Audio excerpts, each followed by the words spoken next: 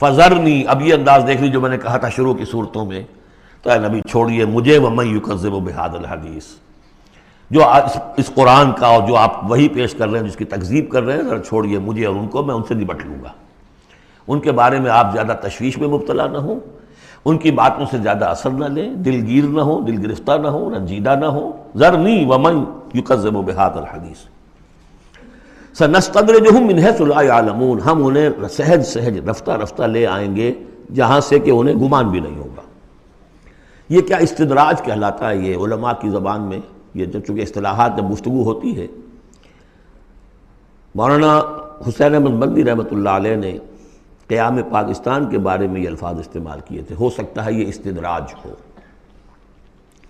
استدراج کیا ہوتا ہے کہ کوئی شخص غلط کار ہے، غلط راستے پر جا رہا ہے، اور کوئی اس کو اللہ تعالیٰ اور نواز دیتا ہے، وہ سمجھتا ہے میں تو بڑا کامیاب ہوں، پھر اور